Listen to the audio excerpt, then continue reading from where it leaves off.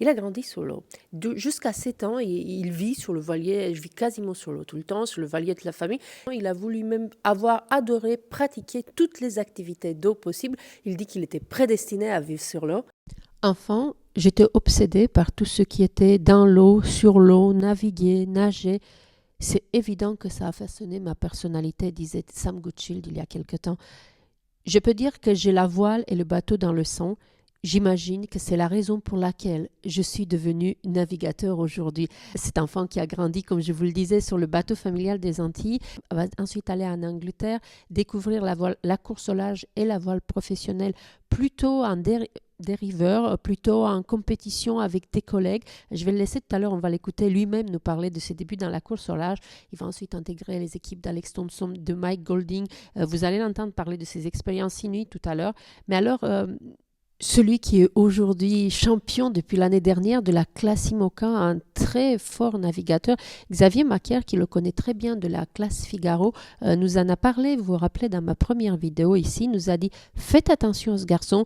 Ayez-le à l'œil, c'est un des gros outsiders, plus, disait Xavier Macaire, le navigateur Xavier Macaire, avant le départ de ce Vendée Globe. Je vous mettrai la vidéo et ce qu'il dit de Sam Goodchild et de son bateau à la fin de cette vidéo.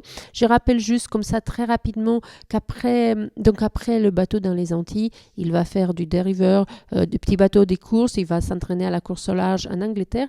Et il s'installe en France à 21 ans, il y a un peu plus d'une dizaine d'années. Et c'est ainsi qu'il va participer pour la première fois à la Solitaire du Figaro, puis à la Transat Jacques Vabre.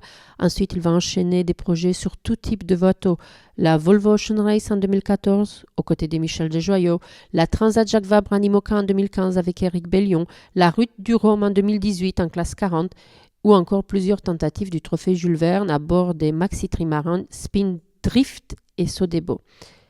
On peut dire aujourd'hui qu'à un peu plus de 30 ans, Sam est clairement un marin très expérimenté et donc c'est en cela que ses résultats en tête de la flotte du Vendée Globe aujourd'hui ne nous surprennent pas. Donc je vais laisser Xavier vous en dire un peu plus et puis je me suis dit, quoi de mieux pour faire le portrait de quelqu'un que de l'écouter lui-même nous parler. D'abord, c'est un entretien qu'il avait donné avant le début de la course.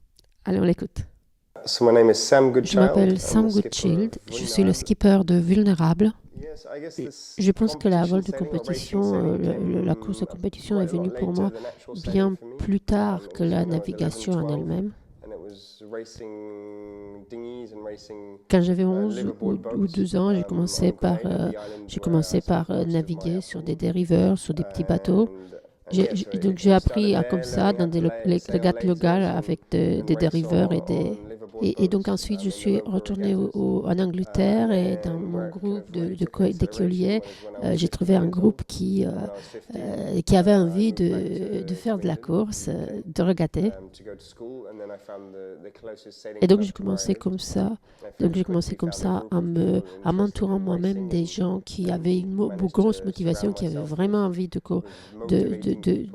faire de la compétition, de se bagarrer.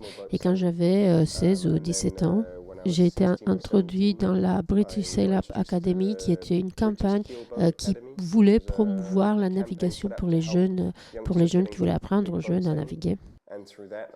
Et ensuite, en partant de là, j'ai commencé à découvrir la course au large et puis tout particulièrement l'équipe d'Alex Thompson. Ça devrait être vers 2007-2008. Et c'est via cette team-là que j'ai vraiment été introduit au monde de la course au large et du Vendée Globe. Et donc, du coup, j'ai commencé à travailler avec Alex Thompson et puis très rapidement, j'ai travaillé avec Mike Golding. J'avais découvert le Vendée Globe seulement 4 ans auparavant, en 2004, en lisant les vieilles revues de mon père, les revues de mon père. Mais je n'imaginais pas une seule seconde quand je lisais ces magazines-là que dans seulement 4 ans, j'allais être sur le bateau de Mike Golding, descendre le chenal mythique des Sables d'Olonne dans le Vendée Globe. Donc voilà comment j'ai commencé à bosser avec lui. J'avais 18 ans. J'ai aidé son équipe technique à le préparer pour le départ du Vendée Globe. Et j'ai eu la chance, c'était incroyable, de pouvoir être sur son bateau, descendre le bateau, le chenal des Sables d'Olonne avec lui, ce qui est un souvenir que je vais jamais oublier. Enfin, il dit ça à Sam Gutschultz, c'était une interview qu'il avait faite juste avant le départ. À mon avis, sa descente du chenal des Sables d'Olonne en tant que skipper du Vendée Globe, il se la rappelle aussi. Enfin, je dis ça, je fais une petite parenthèse. Allons, revenons à nos moutons. Et nous voilà, disait-il, à l'automne. 16 ans plus tard, c'est à moi. Très bien. Et là, on va vers le sud. Il n'y a pas trop de vent cette nuit. Il y a Thomas qui n'est pas trop loin derrière. Et voilà. Moi, je suis content d'être là en tout cas. Et ça fait une semaine en mer. Donc, on fait un petit bilan de la semaine. Et pour l'instant, ça se passe bien. Je suis content. Mer plate 10-15 nœuds, c'est pas le plus dur, mais c'est bien de commencer à Vendée Globe. Bon, salut. Là, on a Sam Gutschultz. Ouais, Sam Gutschultz, je pense que c'est un très bon skipper à suivre. Il a l'ancien bateau de Thomas Briand, du dernier Vendée, qui est un super bateau. Tu veux regarder ton bateau? Tu veux regarder devant? Comment tu veux regarder? Là-bas? Voilà, avec qui j'ai fait aussi beaucoup de Figaro.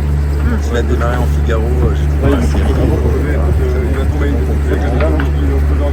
C'est à suivre.